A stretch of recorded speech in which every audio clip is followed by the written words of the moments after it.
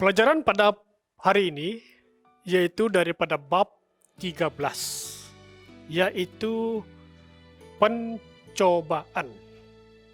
Pencobaan. Bagian yang pertama kita akan melihat yaitu bagian E, serangan setan. Serangan setan. Pada umumnya setan menyerang pribadi orang Kristen melalui pencobaan. Serangan difokuskan dalam dua suasana. Yang pertama ialah keinginan akan duniawi.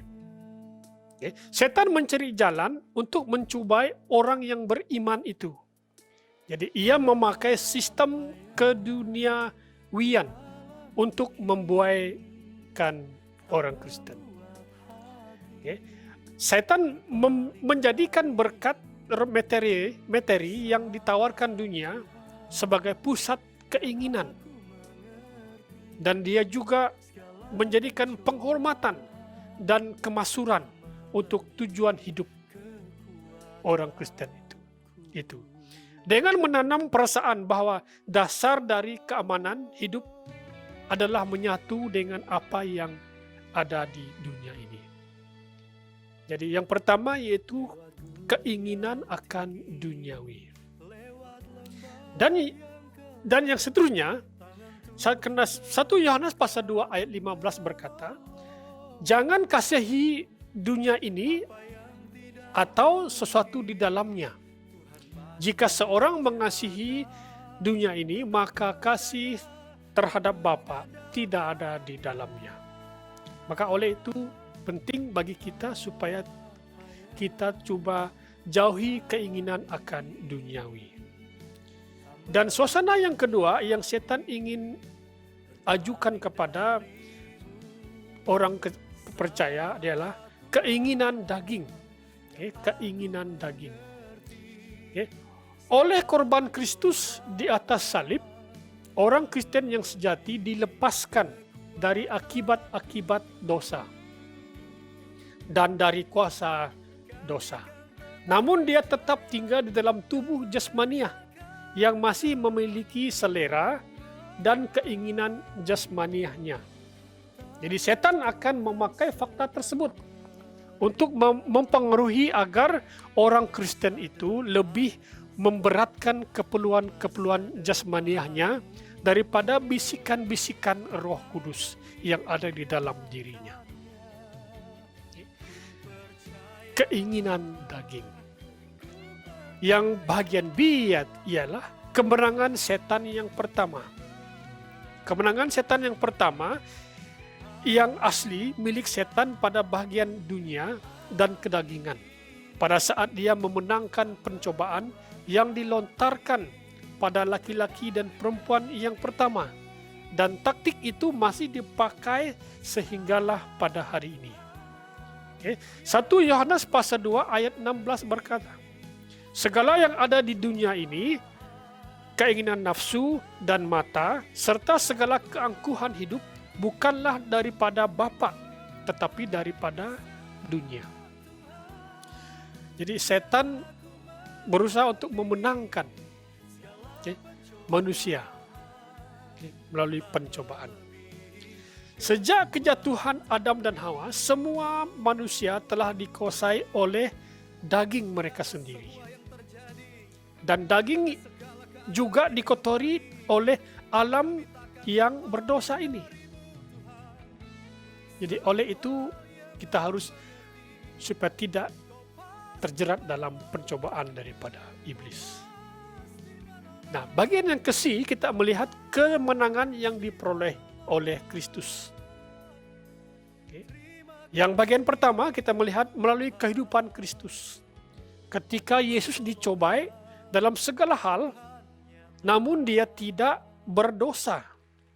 Ketika dia dicobai, Tuhan Yesus tidak berdosa. Ibrani pasal 4 ayat 15. Dan kita melihat dalam yang kedua, bagian yang kedua yaitu melalui kematian dan kebangkitannya, kebangkitan Yesus. Jadi iman yang sesuai, yang berpegang, yang menerima dengan pekerjaan Kristus dapat menyelamatkan orang Kristen dari kekuasaan dan kekuatan dosa yang ada di atasnya.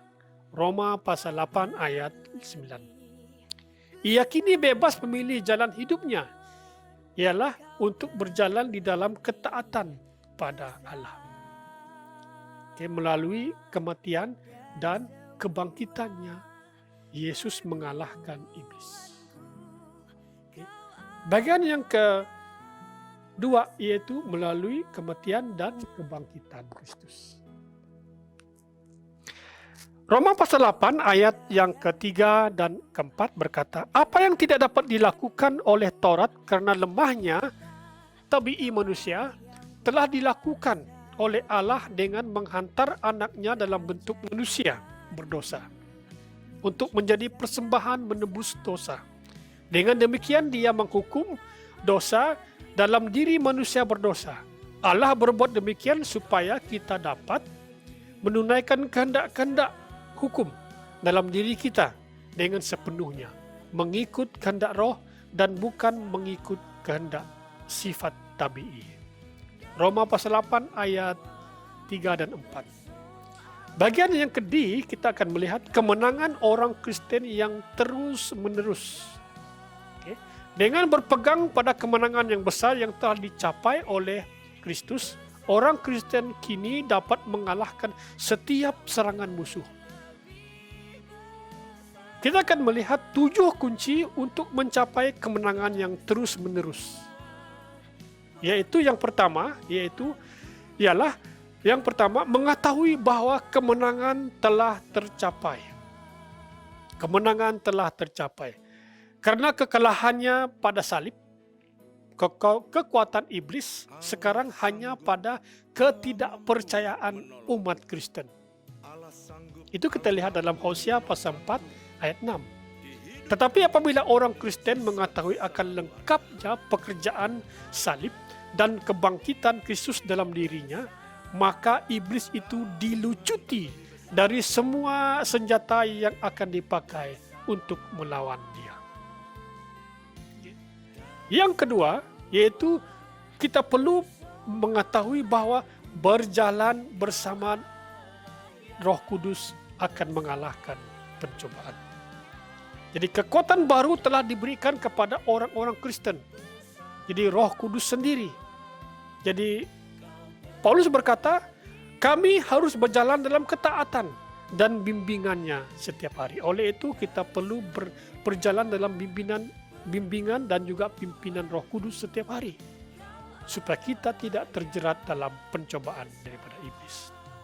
Yang ketiga, sebagai orang Kristen kita perlu mengerti apa sebenarnya pencobaan itu. Pencobaan bukanlah dosa, namun dosa adalah bila kita menyerah pada pencobaan.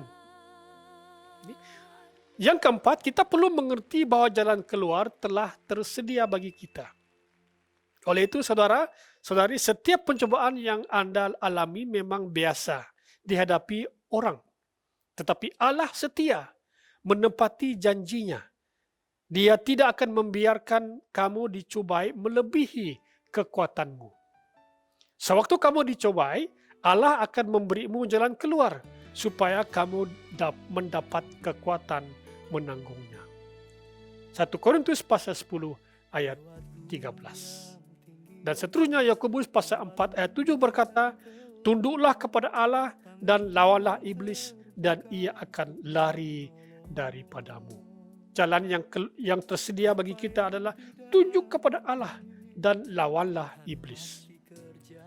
Yang kelima, orang Kristen perlu berpegang dan berfokus di dalam hidup yang baru.